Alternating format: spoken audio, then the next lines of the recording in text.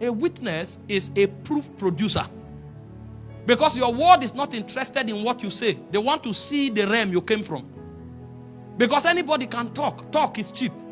In Acts chapter 1 from verse 1, when Dr. Luke was writing to Theophilus, he made a statement very remarkable. I write unto you concerning the former treatise, O excellent Theophilus, of all that Jesus both began to do and to teach. It didn't say Jesus began to teach. It said Jesus began to do. So the world wants to see. When you say God is alive, they say, where is he? If you don't have the ability to demonstrate God, no matter how intelligent your message is, it can affect a generation. And so when Paul came into Corinth, in 1 Corinthians chapter 2 from verse 1, he said, I, beloved, when I came unto you, even though I'm an orator, Paul went to a city, he spoke. They said, the gods are among us.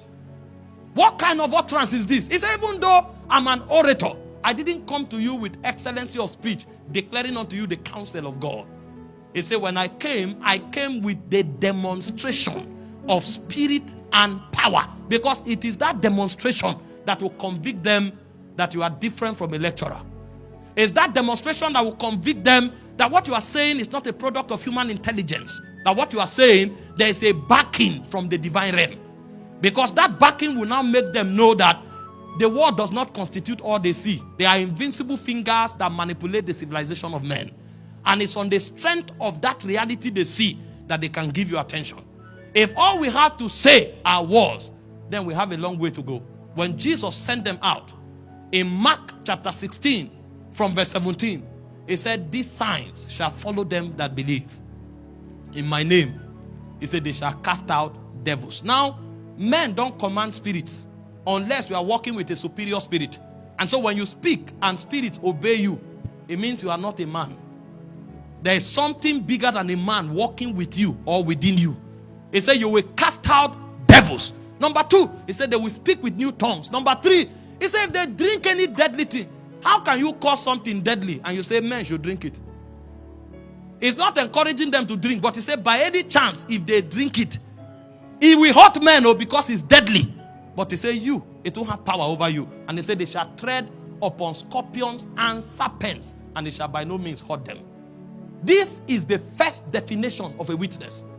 It doesn't matter if you were part of them. It doesn't matter if everywhere is dark. Just come with power. When God called Moses, he was in Egypt before. But when Moses returned, it's not his clothes he changed. He wore something else. When he returned to Pharaoh, he wasn't speaking the language of the wise men of Egypt. He came with something that Pharaoh did not know. The hand of God was stretched over the land. Because God himself said in Exodus 14:30, he said, I will stretch forth my hand and I will strike Egypt with all of my signs and my wonders. The language Pharaoh heard was a 10-lettered language and they are all plagues. He came with plagues, and when Pharaoh saw those plagues, even the magicians of Pharaoh said, this is the finger of God. This man is not talking because he read a book. He's talking from a realm where oracles beyond time dwell. And if we will be wise, we better let them go. And the point came, Pharaoh woke up early in the morning and said, go, pack everything about you. While they were going, Pharaoh changed his mind again. The power had not finished. When he was chasing Moses, the Bible said the ground began to choke their wheels. Their horses couldn't move. Something happened that nature began to align with the forces of Moses. And when Moses came before the Red Sea, there was no technology of boats. In those days, nobody ever crossed a river. If you meet a river, go back, go and look for a mountain. Because there was no intelligence by which mortals could walk across waters. And Moses came and stretched his rod. And the Bible said with the blast of his nostrils, he parted the Red Sea. And he said Moses and his men walked on dry ground. Pharaoh thought it was coincidence. He said by faith. Even Moses, he said walk through the the Red Sea. And he said Pharaoh are saying that it was a joke. Tried to walk and he drowned. He drowned. That became a memorial. And so everywhere Israel went to, there was a tale that these men, any city they enter, they lick the people up because their God is in their midst. A point came that nations began to tremble when they say Israel is coming. They begin to pack well. Either you cooperate with them or you are in trouble. So much so that Balak needed to hire Balaam to curse them. Because he knew that these people are not just a race. There's a power that dwells in their midst. He ascended the mountain. He wanted to curse them. He tried. He couldn't. There was a power. There was a power. He wanted to curse them. He will start prophesying. He said, how can you curse him that God has blessed?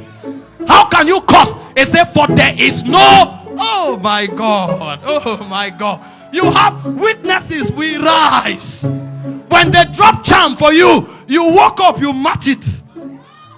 And then the person who dropped it, they told him after 48 hours he will die. On the third day, you are whistling out of your house. He will kneel down and say, I want to serve your God. He said, there's no enchantment against Jacob. There's no divination against Israel. He said, the shout of the king is in their midst. They didn't know what was happening on the mountain, but the lion dwelt there. There was an oracle that no powers under heaven could defy, because a king dwells in their midst.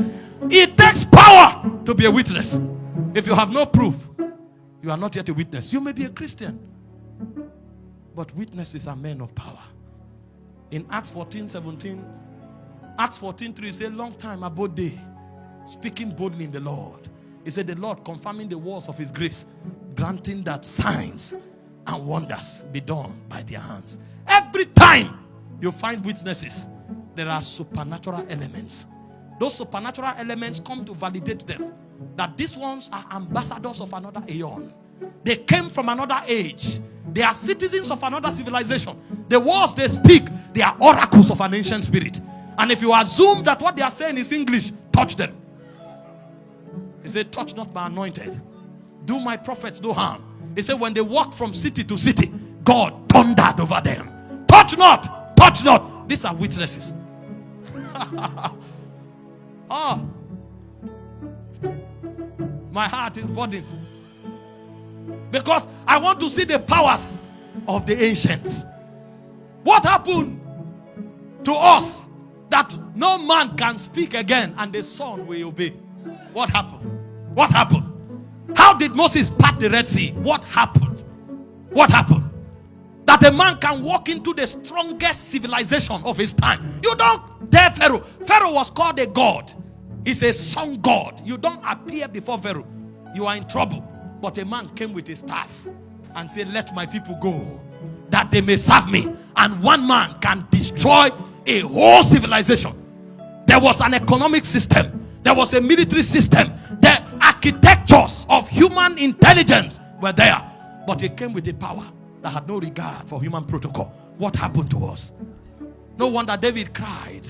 He said, I want to see your glory as I saw it in the tabernacle. There's something we must hunger for. It's the power of the ages to come. We are naked without power.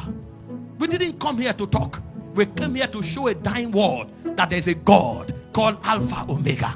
He was, he is, and he is to come. We came here to tell the world that we don't depend on the government formed by men. Rather, he said the government shall be upon his shoulder. We came here to announce to a world that there is something that is eternal that we carry on our shoulders. Because when we cry, spirits move. Ha! Hey, ha. Ha, ha, ha.